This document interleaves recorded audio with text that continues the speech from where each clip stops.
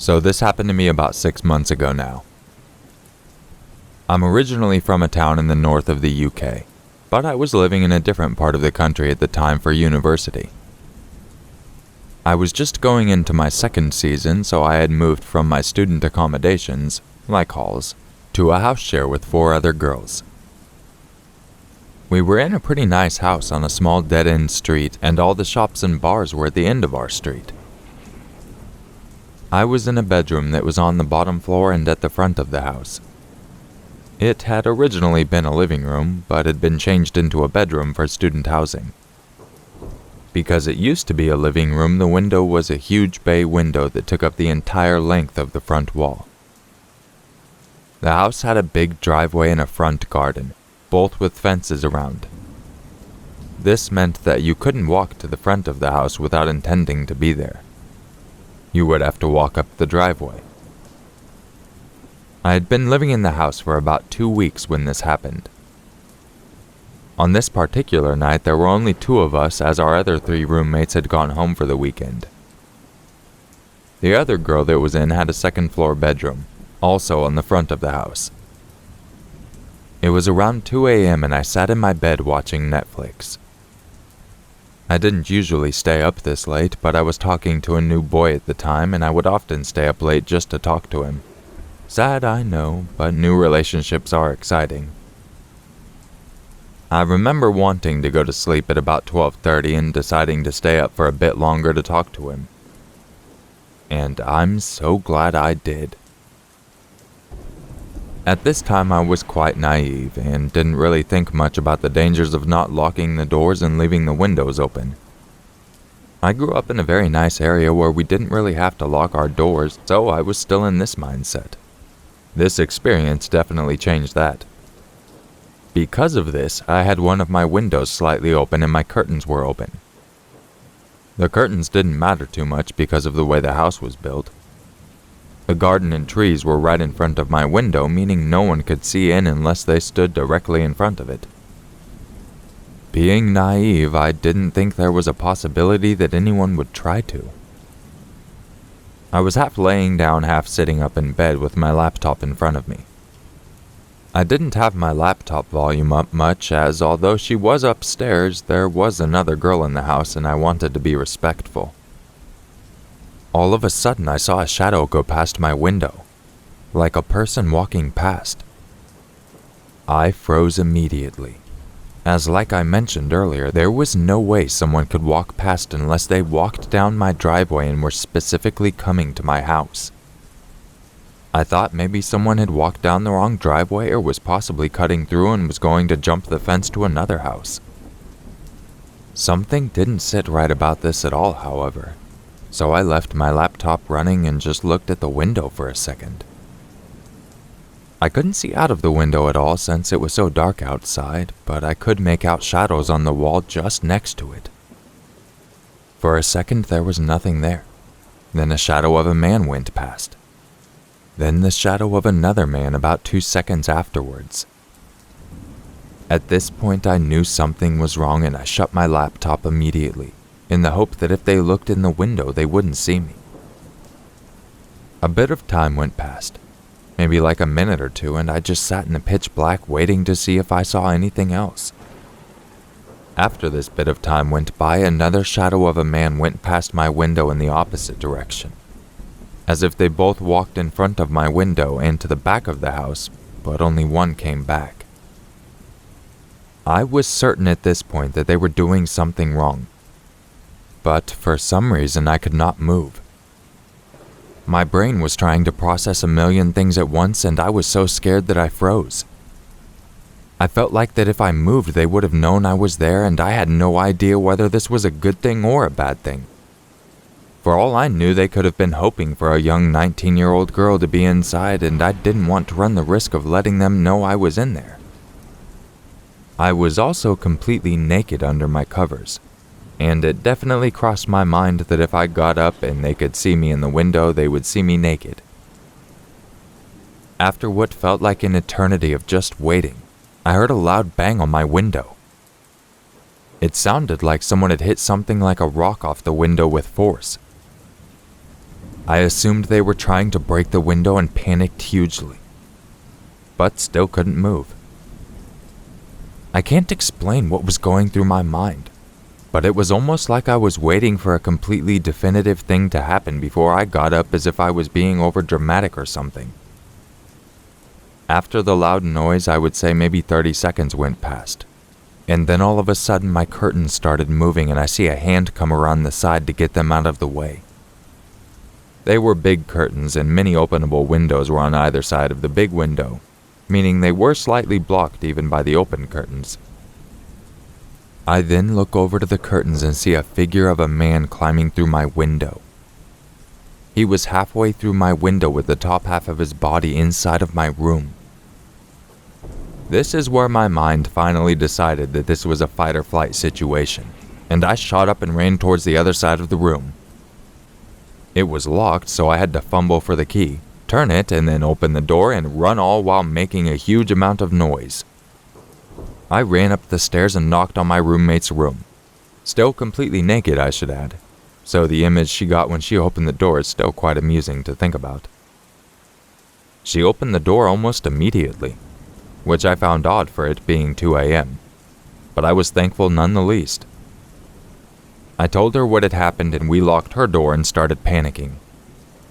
Neither of us knew what to do, as we had never been in a situation like this before. Being stupid and young, I decided to ring my mom. Completely not helpful to the situation, but I wasn't thinking straight, and she told me to ring the police immediately, obviously. So we rang the police, and because we didn't know if the men were in the house or not, they arrived within 2 minutes, as it may be an active burglary. I had left my laptop and all my possessions in my room, other than my phone because it happened to be in my hand when I ran. So if they were in my room, they had plenty to take. The police arrived and we threw down some keys from the top window to them so they could let themselves in. They searched the whole property, top to bottom, and found no one. I went down when they assured us it was safe and checked my room, and nothing had been taken. I knew for sure that they mustn't have come into my room, as my laptop was clear as day on my bed and would have been the first thing they would have seen if they had. The police agreed that I must have scared them off by getting up, as they mustn't have been expecting anyone to be in. They must have thought the room was a living room, as it made sense to be, and had been expecting to rob the house while everyone was asleep upstairs. I had this crazy thought process through all of this, where I started wondering if I had seen what I thought I had, and started doubting myself and wondering if I was just insane. But when I went down to check my room, my window had been completely open to the fullest extent. I had opened it only a crack at most, and this just confirmed that what I had seen was completely real. I learned a valuable lesson about leaving windows open that day for sure. While the police were there, they actually got radioed about an attempted robbery just a couple of streets along from mine, and they suspected it was the same 2 men. Nothing ever came back about that though, so they mustn't have caught them. Unfortunately. They told us that if they did catch anybody engaging in a similar crime, they would get back in touch. But to this day, they haven't. So either they've been caught and not connected to my case, or they haven't been caught at all.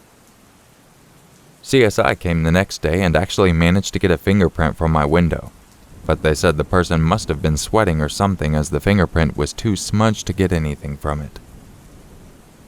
I am so glad I decided to stay up late, as if I hadn't been awake for this, they would have physically been in my room by the time I noticed they were there, or they noticed me. The thought of waking up to 2 men in my room is terrifying, and I'm not sure what they would have done if they had gotten into my room before realizing, as there was then no easy escape for them. They would have had to climb out the tiny window again or unlock my bedroom door and then the front door to get out. This might have led to a violent and nasty situation if they had realized they were stuck in a room with an eyewitness, and it doesn't bear thinking about. Also, my roommate told me after the police left that she actually woke up for some reason about 5 minutes before I came flying up the stairs, and she said she heard the loud bang on my window when she was already awake. She had started to get a bad feeling about that and had waited up a bit, sitting at the edge of her bed next to her door just in case I came running up. It's very interesting that she woke up during this, as the men were not loud at any point other than when they hit the window. Maybe it says a lot about the body's ability to detect danger. I, unfortunately, ended up not being able to sleep in that room after that without having all the lights on, and soon after decided to move back home for university because I felt so uneasy about living down there.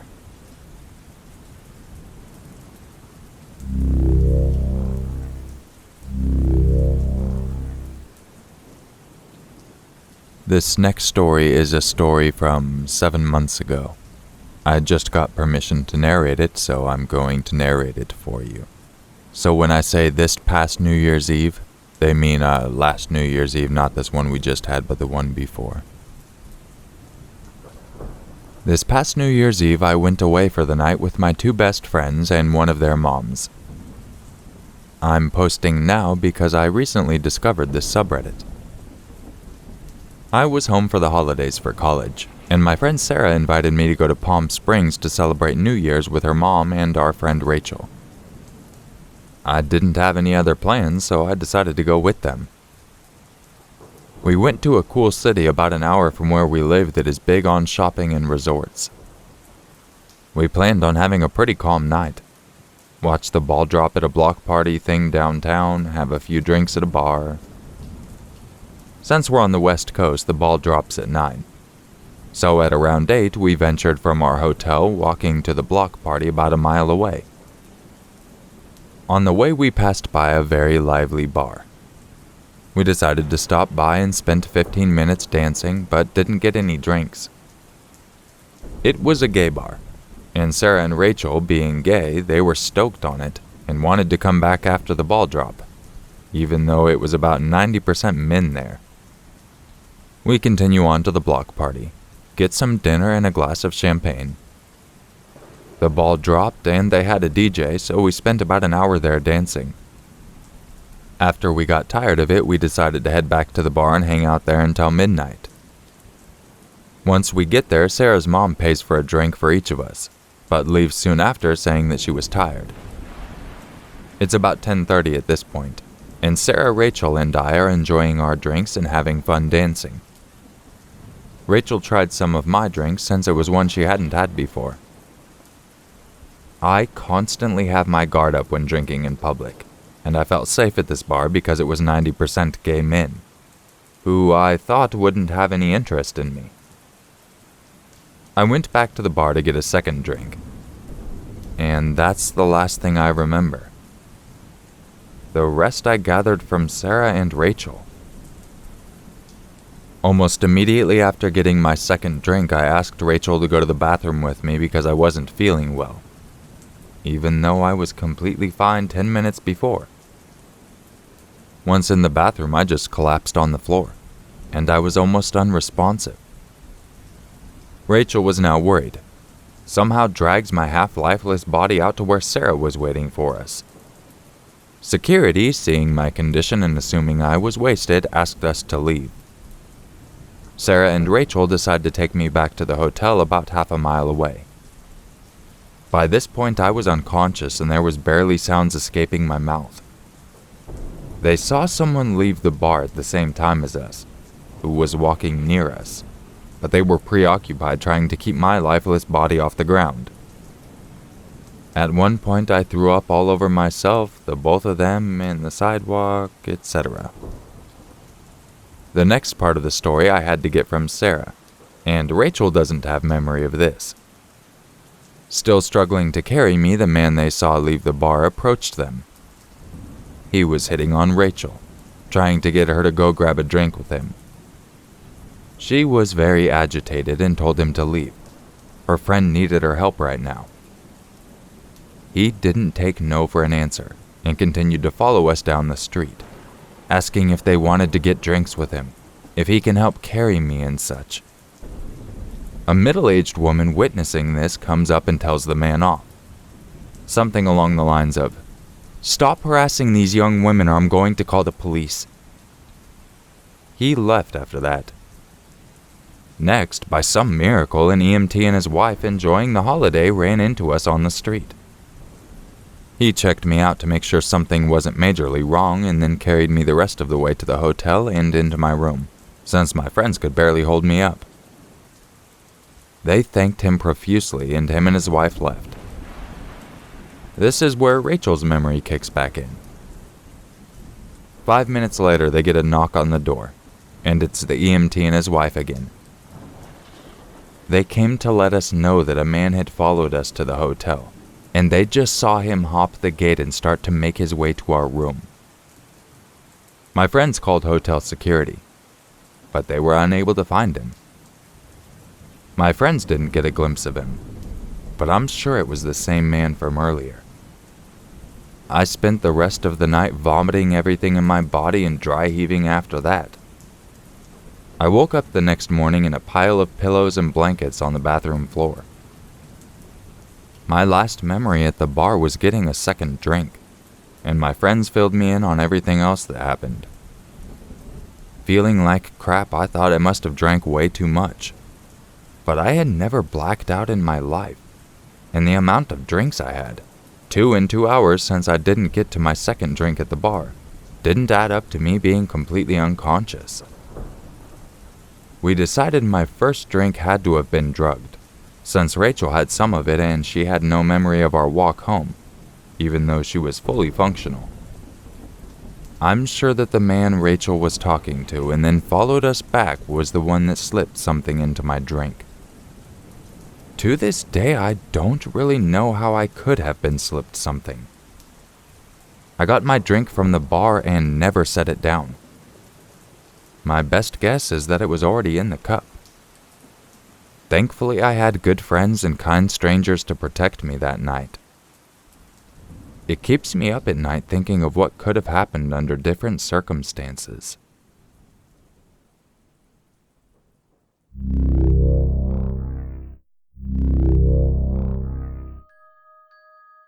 If you enjoyed this video, don't forget to leave a like, subscribe, hit the notification button, all that good stuff.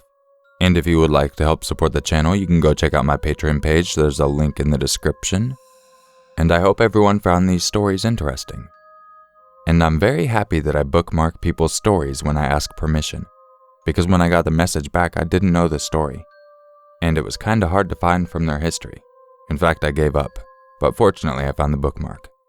Regardless, I hope you enjoyed both of these stories, and I really do appreciate you checking this video out. And I will catch you in the next one. And just remember, it's always scarier if it's true. Bad bye. Stop harassing these young women or I'm gonna call the police.